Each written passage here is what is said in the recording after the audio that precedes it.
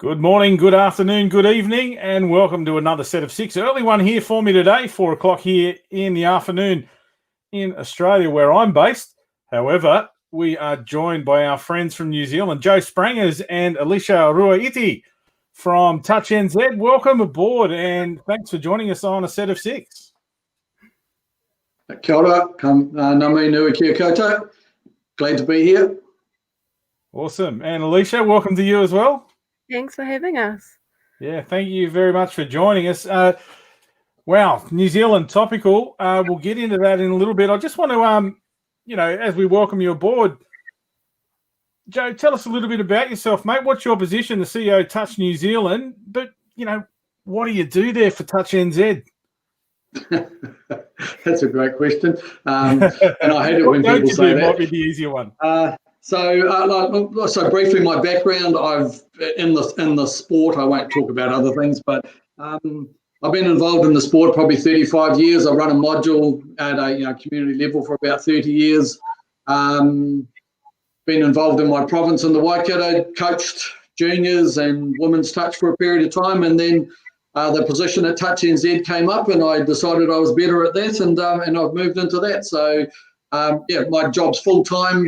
We have a staff of about 20, and our job is oversight of the sport across New Zealand, so in a nutshell. A fantastic job you're doing too, Joe. You've been at it a long time and one of the world leaders in what you do, mate, so plenty of eyes upon you and a lot of respect from the touch fraternity all around the world, and from me personally. It's been a fantastic relationship that we've had for a long time, so I look forward to our chat here today. But Alisha, referee, tell us a little bit about your background in the sport. So I've refereed down here in the South Island of New Zealand in Canterbury for close to 20 years. I started in 1999. Just started at a local module out in the country where I was at school just as a team referee, and then a couple of back injuries, I took up refereeing more full-time. And I'm currently in the Touch New Zealand High Performance Squad for referees. Yeah, nice. So, geez, you must have been 5 when you took it up. 1999, about 4 or 5 years old? Not quite. We'll go with that anyway. We'll go with that for now, yep. Yeah.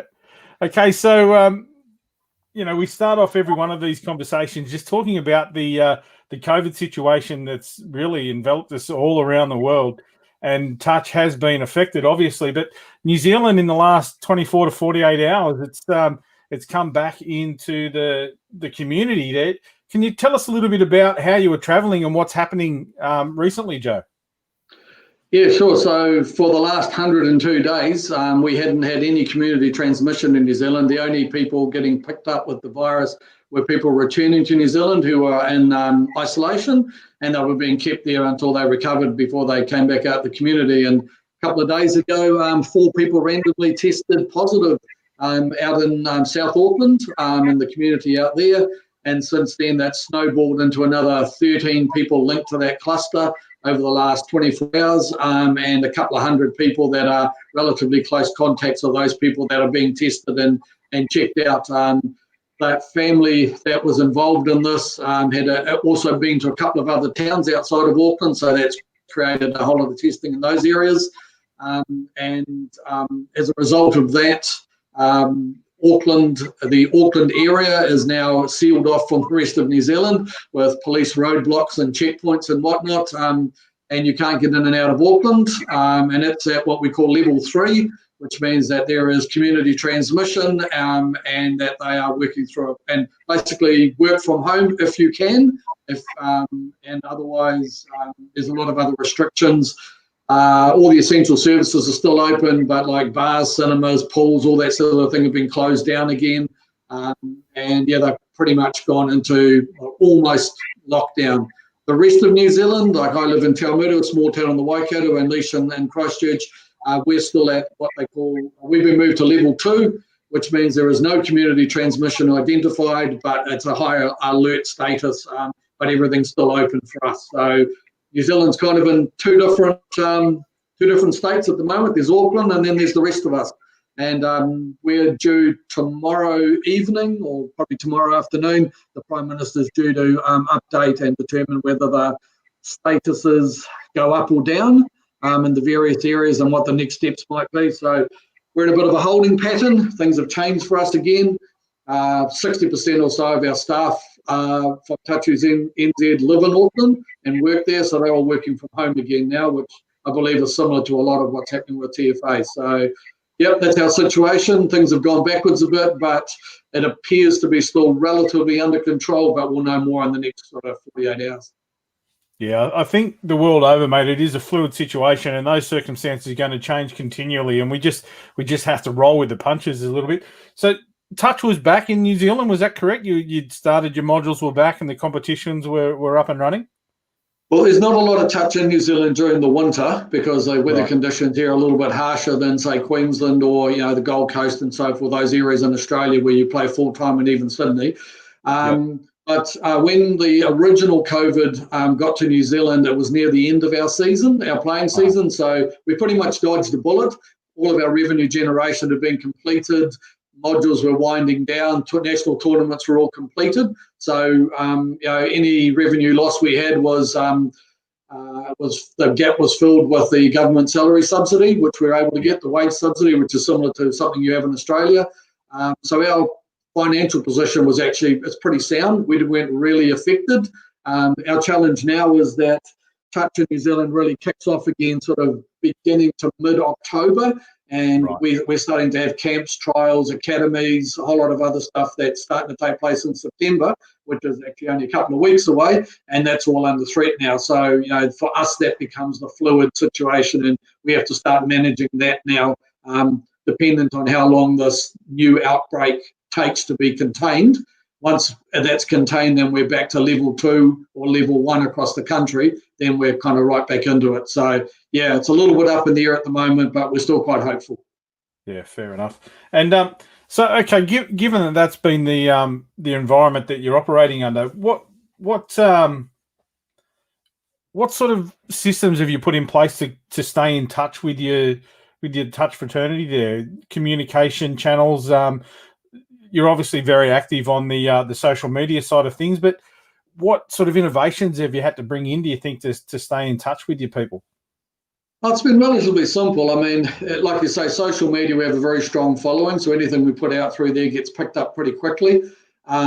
We have around 230 modules in New Zealand, or Touch modules that operate annually, or they're a competition. So we have direct contact with all of those. And our 19 provincial associations. So regular communication, short and sharp, not over the top, updating them as we go. And then when something like what happened 2 days ago occurs, we start to increase the level of our communication. But in terms of policy process, we simply follow the Ministry of Health guidelines in New Zealand, which are updated. They have a level 1 to 4 status, and we just keep firing out the relevant ones at those times. And we do a lot of work around staying in touch with our people, both staff, community, modules and provinces, making sure everybody's well, the mental health side, and just ensuring that everybody has someone to talk to, is being looked after, and that we're able to stay in contact with them and give them any support they need. So, the whole Zoom meetings, GoToMeeting, all these IT programs have become very, very relevant, and we do a lot of that as well. So just constant communication and checking that everyone's okay, and doing what we can to support each other. Yeah, fair enough. And Alisha, I might bring you in here as a participant. How have you found the shutdown period? And again, as a participant, what are you doing differently now to keep yourself engaged in the sport?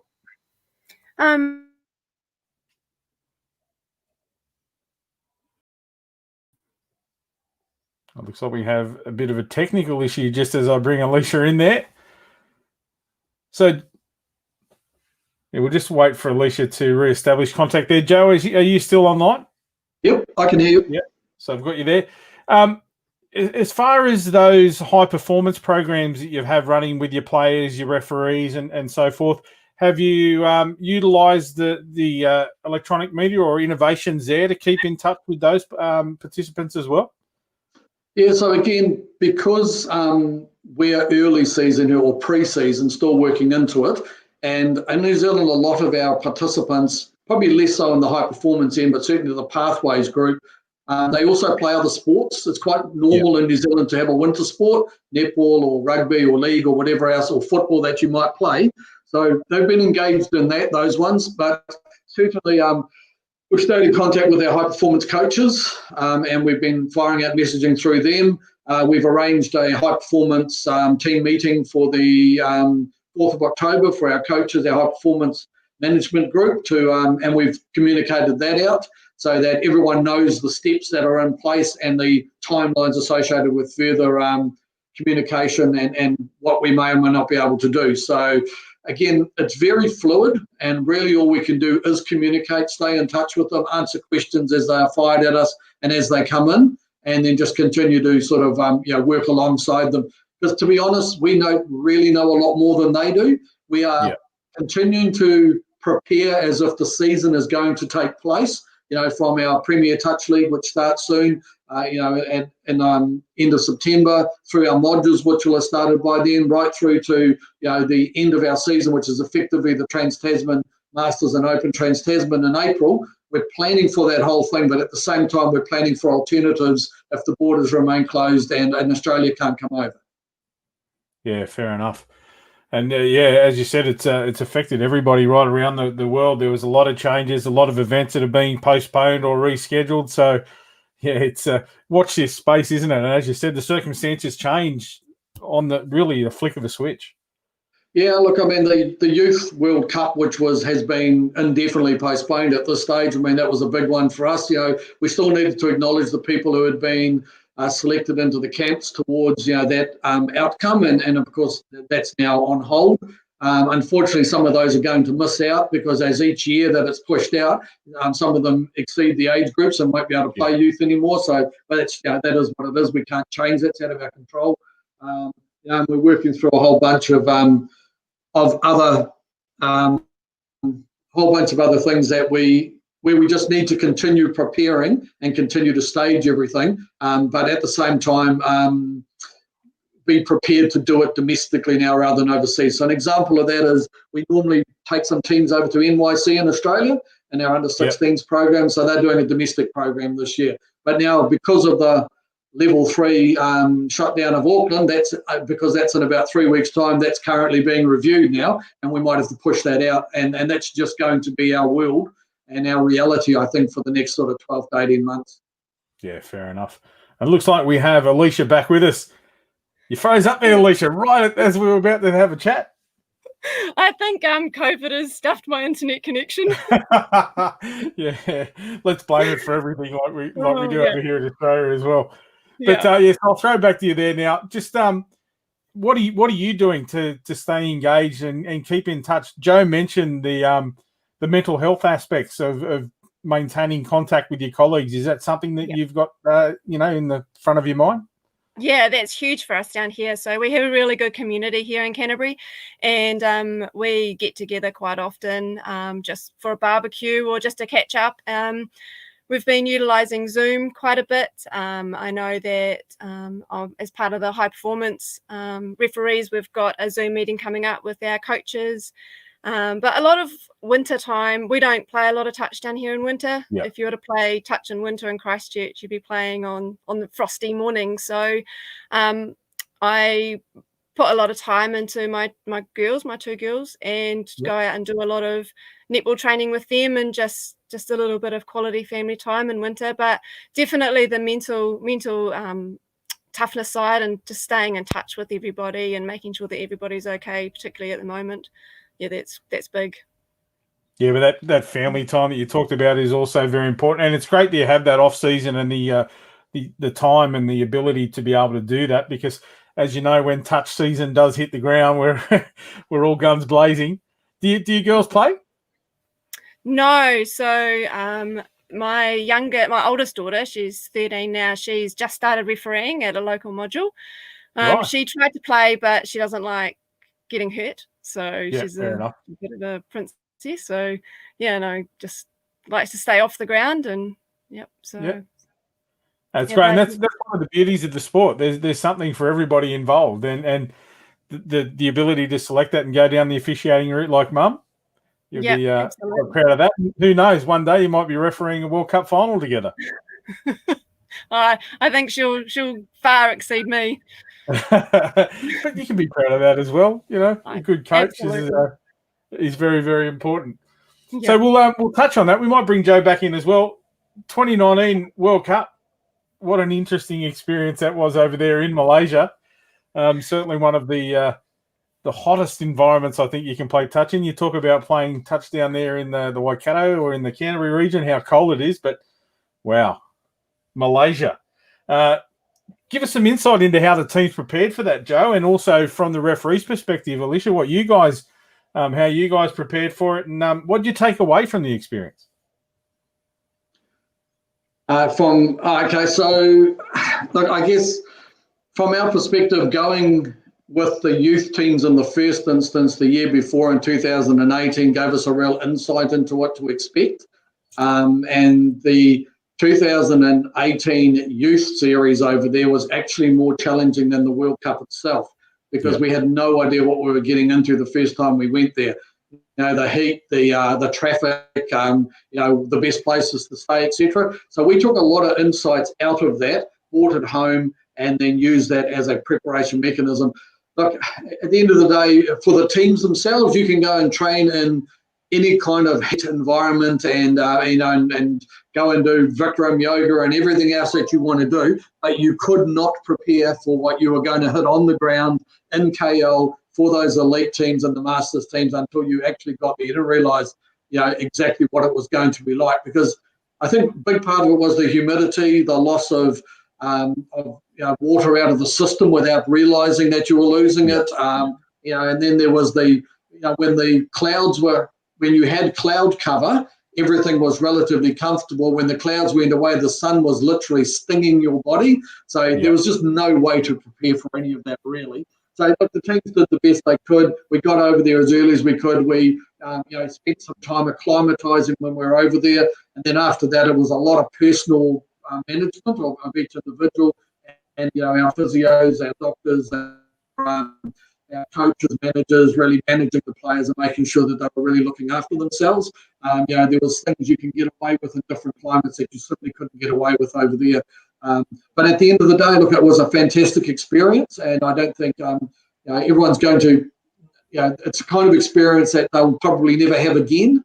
Malaysia is probably not sort of place you go to on holiday a lot, as opposed to say Thailand or Vietnam or other places we're more likely to go. So, great experience. At the end of the day, the best teams won on the day, and we came away with the medals we came away with, and everyone was relatively comfortable with what we'd done. I mean, would have liked to have won more medals. I mean, certainly we won 3, I think, in the Masters, which was pretty cool, and that was really good.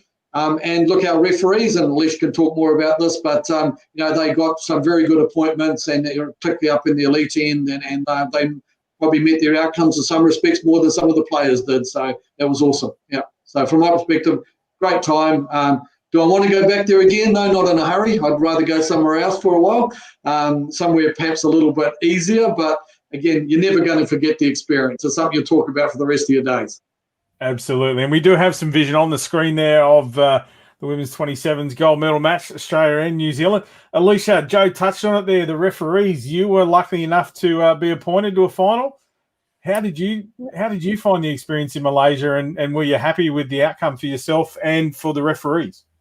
Yeah, I think Joe hit it on the head. Is you just couldn't, no matter what you did, you couldn't prepare yourself for the conditions that you got when you were over there.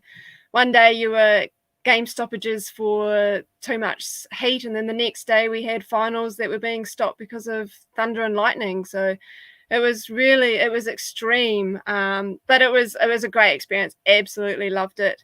So I was lucky enough to be appointed to the Women's Open final, along with Amanda and a good friend of mine, Raymond Kens. And yeah, that was an amazing experience. I don't think you can beat standing out in the middle of the field listening to your national anthem of both countries. Yeah, it's pretty absolutely. experience.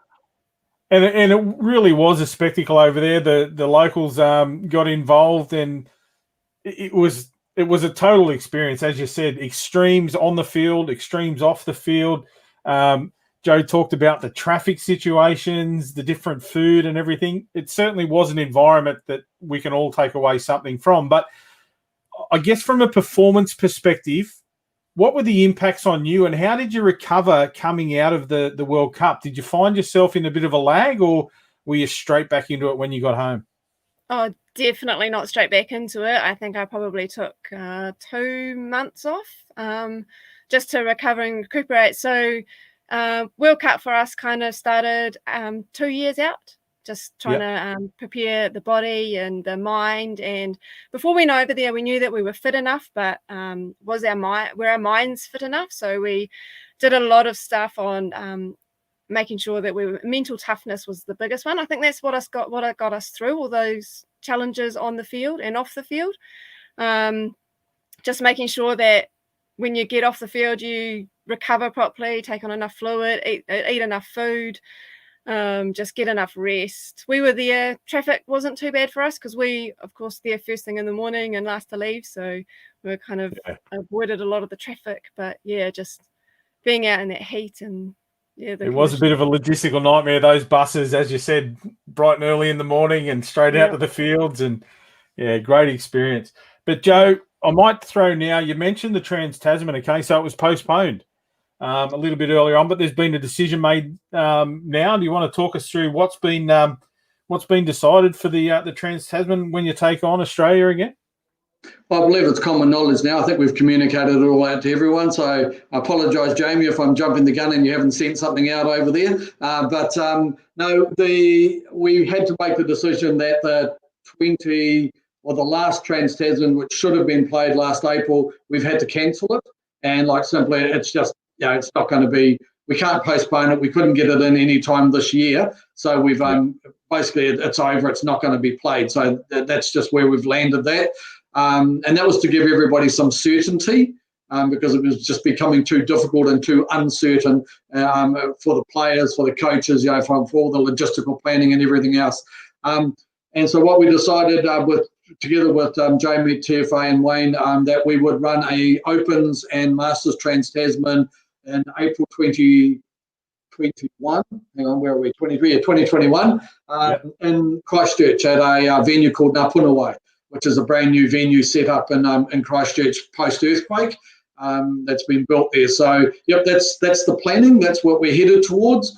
Of course, the big challenge there is that we need some form of Trans-Tasman travel bubble between Australia and New Zealand for that to actually happen now. Yeah. Because, under the current environment, the Australians coming over here would have to isolate for 2 weeks, and there'd be a cost associated with that. And then, you would play for 3 or 4 days, and then you'd have to go home, and I'm assuming you'd have to isolate when you got back to Australia. Well, for amateur athletes who have jobs and other lives, that's just not doable. It's not realistic. So, we were hopeful that, particularly Melbourne would be resolved. Things would tidy up in Sydney, where you've got your main sort of COVID outbreaks. And that, by April next year, there would be a free travel between the two countries. But of course, our situation in Auckland now has further complicated that. So I can't honestly tell you whether it will go ahead. We are planning for it to go ahead. I think my personal view, and I've yet to discuss this with Jamie, but my personal view is we'd have to make a decision before Christmas break to give everyone certainty in terms of if it's going ahead. And I think by sort of end of November, early December this year, we will know what direction things are taking with the virus and whether it might work out or not. And then, we can plan from there. We are looking at domestic options if the Trans-Tasman can't go ahead because Australia can't travel here. Our view again is that we've already lost one high-performance season, and we don't want to lose 2 in a row, so we need to do something domestically if we can't get Australia over here, which is, of course, our 100% first option. Yeah, absolutely. And Alisha, what about yourself? What are your plans? How does this affect you going forward? Is it something? Do you need the continuity of the high performance to be able to maintain that level of officiating, or can you do without another tournament? Do you think? Oh, I was pretty gutted that the Trans-Tasman and Newcastle got cancelled because I got selected for that one. But yeah, we're lucky here because we do have a high performance program which is quite strong, and we meet up at the 3 national tournaments that we have. So in terms of going forward and the continuity, and hopefully we've got a tournament October, November that we're going to be involved in, to get us together and keep forging on. But like I say, we're in constant contact with our high performance coaches and through the Zoom, and hopefully our nationals go ahead, so it'll be a good chance to catch up with everybody and keep forging on. Yeah, fair enough. And Jay, you touched on opens and seniors. And you don't have to give anything away if it hasn't been discussed, but what's happening in the youth side of things? With the Youth World Cup tournament having been pushed out, we've had no further discussions. We're essentially doing nothing in that space at the moment, again, because of the uncertainty, and we're reviewing that. So I'm at some point, Touch Football Australia, Touch NZ will have to make a decision around the next Youth Trans-Tasman, but part of the thinking for that would have to involve when FIT wants to look at scheduling the next Youth World Cup again. But again, built into that has to be the desires and thoughts of our people, in terms of, do they want to travel? Do they feel safe traveling? Is it the right time to actually even be scheduling something when people have quite a bit of anxiety around both COVID and traveling? So there's a whole lot more thinking that has to go into that before we can really even consider scheduling anything else, especially for the youth in the first instance. And again, I take it back to that we're really looking at what we can do domestically while the international borders are closed. And Alisha touched on it before around, what other things can we be doing? So we last year started our Premier Touch League. We have a new league in place now in New Zealand, and the intent of that league is to close the gap between nationals level play and international play, because we didn't have anything in between. So we now have 5 independent franchises set up, each with a men's and a women's team, and they're going to come together over multiple weekends during the sort of September, October window. It is something we're building and expanding, and the majority of our elite and pathways players will be engaged in that, as well as our referees. So that's just something else that we were doing anyway, we're building anyway, but it has now got more impetus, and it's been ramped up even more given that the international side is in doubt, given the international borders being closed. And I guess your rugby programs over there, they've done the same thing where the Super Rugby season's gone domestic, and that's risen to a whole new level. So that's exciting to hear that the Touch have got something similar in the pipeline. So absolutely. Unless, of course, you live in the Waikato and you follow the Chiefs, who lost every game, albeit by a couple of points. But you'll be very happy if you live in Christchurch, where Alisha is, because the Crusaders won pretty much every game and have already won the thing. But going back to the touch side of it, absolutely. I mean, it's one of the things that we've thought about for some time. There's this thing about the bits that are in your control and the bits that are not, and we get a lot of feedback in New Zealand around, the Touch Blacks don't get to prepare enough, they don't get to do enough. The Australians play all year round, they have all these other cups and other tournaments and that, and we thought, we can either complain about that and pretend that matters, or we can actually take the bull by the horns and set up a structure in New Zealand that gives our players the maximum opportunity to progress and to prepare and get ready, and focus on things we get to control. And we've done that with the Premier Touch League. And the first year was quite successful, but it was a bit rushed. This year we've had more time to prepare, and we've got 5 really good franchises with a 6th one ready to come in next year, and they basically cover the entire country. So it's kind of like Super Rugby in terms of the geographic areas, except we've gone more with population-based areas as opposed to just spreading it across the whole country. So exciting. There's a lot of stuff on social media about it, and it's that'll ramp up more and more over the next sort of month to 6 weeks as we lead into the competition. Look, I'm sure it's great for the Australian coaches and your high performance program over there, because it's all filmed, produced, broadcast, and they'll get to see our players on a regular basis and be able to prep even more. But again, that puts out of our control, and we would rather give our players every opportunity to progress while marketing the sport and trying to commercialise it than worry about other people watching us play. Yeah, absolutely. Yeah, and you talked about there the players have often spoken about it, or the elite coaches have talked about the advantages of constant play, and that's you've responded. So you can't be knocked down for that. Alisha, from a referee's perspective, tell us about that tournament. How is it going to help you guys increase your level of participation as well? Yeah, it's huge, especially for us down in Christchurch, because we're not exposed to a lot of high level touch, competitive touch week in, week out. Not like Auckland, they're all there's a lot of provinces quite close proximity, so they can potentially play week in, week out. But down here in Canterbury, we're 5 hours to Dunedin. For that was huge for us. Last year, we were lucky enough to get 2 weekends down here. So that was 2 games per weekend, and it was real good, high quality touch and a lot of the high performance referees were in there as well. So it gives you time to engage with other elite referees as well, and share that experience, and again talk through the changes in the game that you're noticing.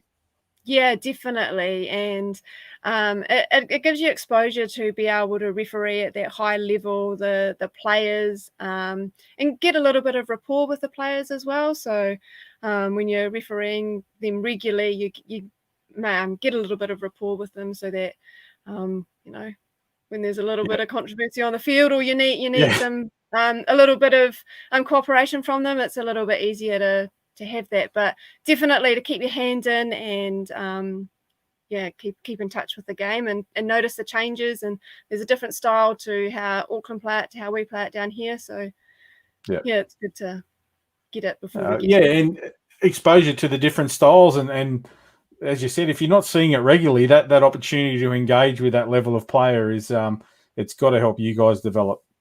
Definitely. Yeah. So I want to ask you now, Alisha, your first game back. You run out there and there's that little bit of a fiery confrontation. How do you handle it? Do you get vocal? Do you get in the players' faces, or do you try to nip it in the bud and just manage the situation? Yeah, definitely try and manage it before it gets out of control. So there's a lot of deep breaths. There's a lot of never try and get up in their faces. It's try and step back out of their space, and try and manage it before it kind of escalates into anything worse. And we just do that by the way we speak to them. So you're not shouting at them, you're talking to them, And again, that the importance that you talked about there of understanding the players, and the more exposure to have to those top players, if situations like that did arise, you feel a little bit better prepared. I've seen this guy before, I know how to talk to him, or this young lady, she gets a bit vocal. I'm just going to have a chat with her on the run and try and stop it escalating, like you said. Yeah, definitely. Nip it in the bud really early, and then, you generally don't have any problems. Yeah, it's when you don't do anything about it, and then it kind of escalates. And especially in those tight tussles, they're going, everyone wants to win. So emotions are high. Cool. The emotions are high. That's it. And the emotions are high for Joe in the administration side of things too. He doesn't want to have any judiciary things thrown up the ladder. So I can imagine Joe sitting back just saying, manage that situation for me, Alisha. I don't want to have anybody before us here or make any decisions that might affect us. So definitely try and avoid that. Yeah, we try and avoid it at all costs. Joe's happy about that as well? I don't think the referees need me to tell them what to do. They're more than well trained and prepared by the coaches and the work they do individually. So, no, that's all good. And look, and to be fair, I think the last sort of 4 to 5 years, the relationship between TFA and Touch NZ as the main combatants in most of the finals has been really, really good. And we've worked out, around being able to manage things without needing those sort of appeals processes and all that. Common sense prevails on the majority of occasions now, where even at a management level, it was probably quite a lot more combative, say 5 or 6 years ago. It isn't anymore. We've really worked hard to work together in the best interest of the game and not be blinkered by our own individual needs as our nation's needs as opposed to better interests of the sport. I think too that the relationship with FIT has really improved over the last 4 to 5 years as well, where we've all sort of pulled together and again trying to do what is right for the sport. So yeah, I can't remember a judiciary at that end of the sport, at the elite end, for probably the last, I would say, probably 10 years, to be fair. Yeah. Absolutely, mate. And you're 100% right in all of your comments there. And I've been around the sport for a long time as well and seen that relationship develop amongst all parties. And you're right. On and off the field, we're becoming a lot more professional. And we understand that there's always going to be rivalries. There's always going to be that exchange. But it's how it's managed. And people like Alisha on the field, the game management is a lot better. The coaching's a lot better. And the administration is also a lot better. We've learnt over the years. And the product that's being put out there by administrators like yourself and Jamie and those developing nations that have really come to the fore, and their professionalism that we've already addressed in some of the chats we've had with England and South Africa and those developing nations has been outstanding. And it's really helped that relationship between FIT and all the member countries to where we are today, that we're making these sorts of decisions about World Cups and Youth World Cups, and everyone's taking it on the chin. We all understand that there's bigger, things at play here, and we just roll with the punches. So again, with people like yourself at the helm, mate, it's we're in a very great position. But some of our earlier conversations we've had with our member nations, they've all talked about, like you were talking earlier, about that exposure to higher level touch. It's always been at the forefront of everybody's complaints about, we don't get enough development here. We don't see enough of the elite players. We only experience it every 4 years at a World Cup. So they've talked about, what we're doing at the other end, at that developing end, and some decisions have been made around things like Pacific Nation Cups, Asian Championships. How is Touch New Zealand placed to help those types of events? What do you think, moving forward, once we're through this COVID situation, what do you think Touch NZ might be able to bring to some of those other developing tournaments? Yeah, so look, one of the biggest benefits and the one of the most attractive parts of the World Cup is the interaction with all of the other nations and all of the other cultures that you have contact with and that you engage with, and you get to learn about. So yeah, we really, really enjoy that aspect of it, and I think everyone talks about that as when you go to a World Cup event. That yes, Australia and New Zealand may or may not, because we didn't end up in one of the finals at the last World Cup, got knocked out by the Cook Islands and Rarotonga, and that was awesome.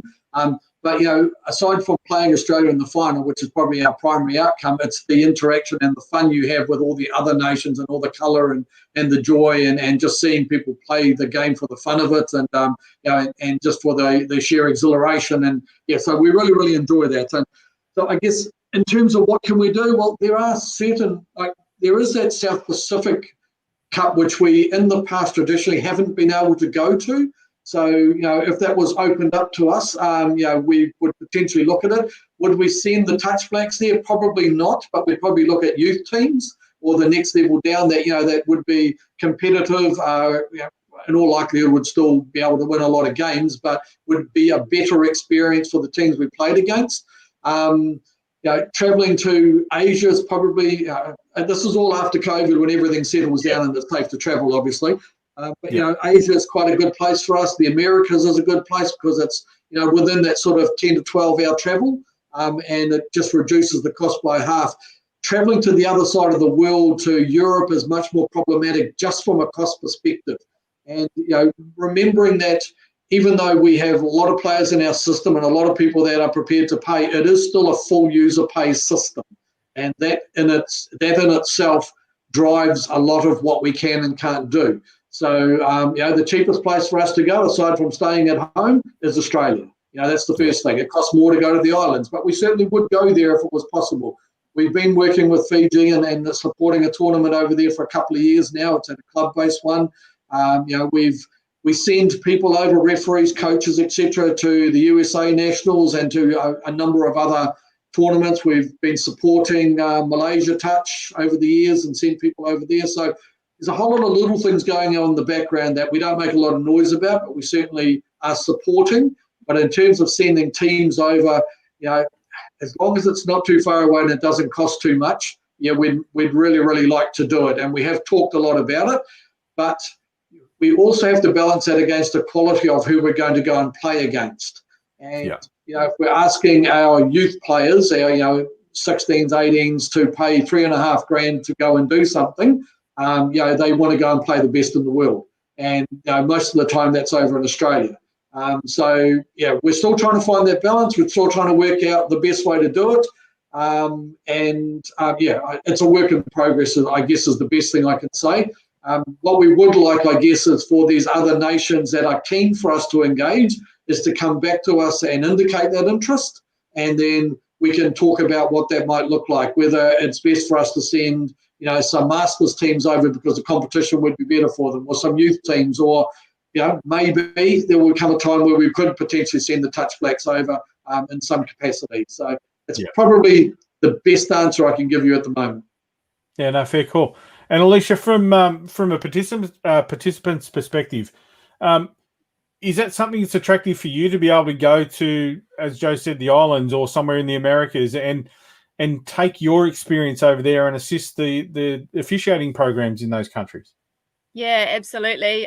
So I was lucky enough in 2017 and 2018 to head over to Fiji and do some work with the community over there. In the first year, it's a club-based tournament, so it's called the Fijian Cup, and it's just a fun tournament. But for Fiji, it's big for them. It's huge for their development. The first year we went over and we just spent a day doing referee and coaching courses. And then in 2018, we went over for a week and headed over to Nadi, which is, to Suva, which was where Touch Fiji is based. And we went out to the locals and did some, 2 days worth of referee clinics, and we ran coaching clinics, and then headed back to Nadi to run the tournament. So it's definitely something that's fun and enjoyable. I know up in Counties Manukau, they head over to Samoa and referee over a tournament over there. It's definitely something that's interesting. I know some referees have gone to USA. I haven't managed to get over there yet, and I was hoping to get over there in the next year or two, but we'll see what happens. Yeah, and part of what we've talked about with some of the other countries as well is inviting those participants to come to New Zealand. It's not necessarily an outbound experience that they're looking for. Some of them just that opportunity to maybe come and referee in a counties tournament or referee in a local New Zealand tournament. That's an avenue that's open as well. Yeah, definitely. We had 3 referees come over from South Africa last season.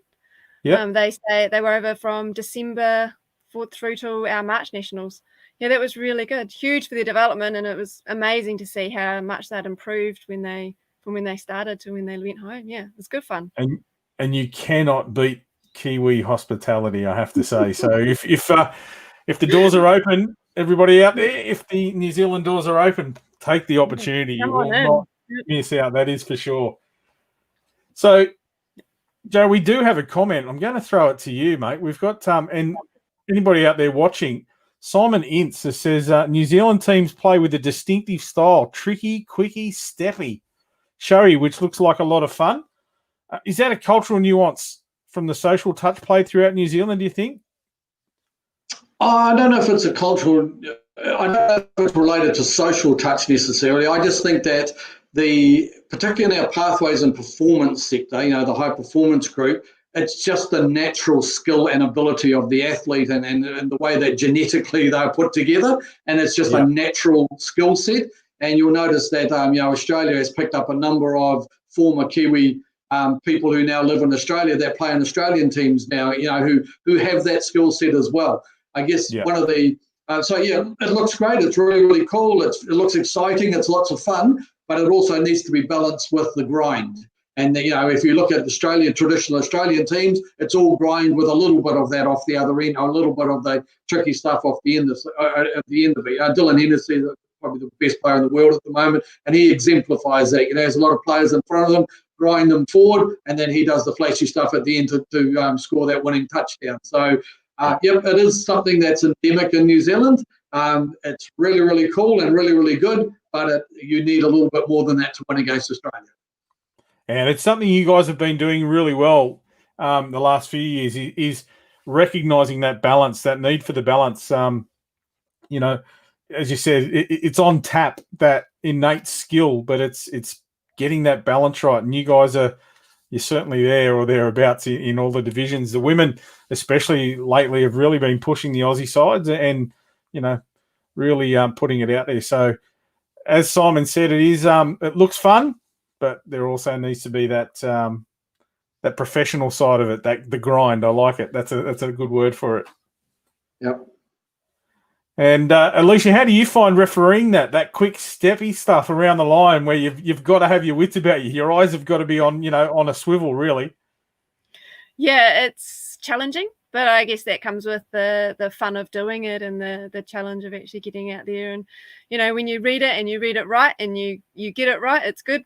But if you get it wrong, it can go horribly wrong, and the coaches just stand there, shake their heads, and they're like, oh. But yeah. yeah. Yeah, we move on, don't we? We shake our heads. We might, under our breath, we might say a bit of an expletive, but we've got to get on with it. The game's short and sharp, and it's over pretty quickly. So we're not playing for sheep stations at the end of the day. No. But so it's been an interesting chat to get an insight there from our friends here in New Zealand about what we're looking forward to. But as Joe said, everything hinges at the moment. We can ask all of these questions and put all these plans in place, but right around the world, we are affected by the COVID situation, and we extend our sympathies out there around the world to all the people that are really badly affected by it. We're probably two of the luckiest countries at the moment, but I guess the New Zealand experience really demonstrates that you're never clearly out of it. 100 and something days that you said there, Joe, without a community transmitted case, and then all of a sudden it's back out there. So we need to be mindful, and again, with people like yourself and Jamie at the helm making these decisions, I'm pretty sure that we're all, really well placed, and the world will take a lead in a touch perspective from the two of the biggest nations. So it's been great to get your insight, Joe. Thank you very much for joining us here today, and also to you, Alisha. We might call it a wrap, unless you've got anything you want to add before you take off, Joe. Oh, no, just again, I just want to reiterate what you've said there, Adam. Like, our sympathies and our best wishes go out to everybody around the world in different parts of the world where things are a lot worse than they are in Australia and New Zealand. At the end of the day, we're living in a different time. And I guess it may not always seem like it, but between myself and Jamie, FIT and the other people that are involved in managing the sport around the world, we really are trying to do the best thing for everybody and in the best interest of the sport. And sometimes our hands are tied, and we just can't change that. But look, as soon as it's possible again and things open up, we'll be ready, and we'll be ready to go again. And as Alisha said, look, referees want to come over here and experience in New Zealand. We're more than happy to have them here. Doesn't matter what level they are, from social touch right through to the elite end. We'll do everything we can to support them. And we're really looking forward to re-engaging with the world again when the opportunity arises.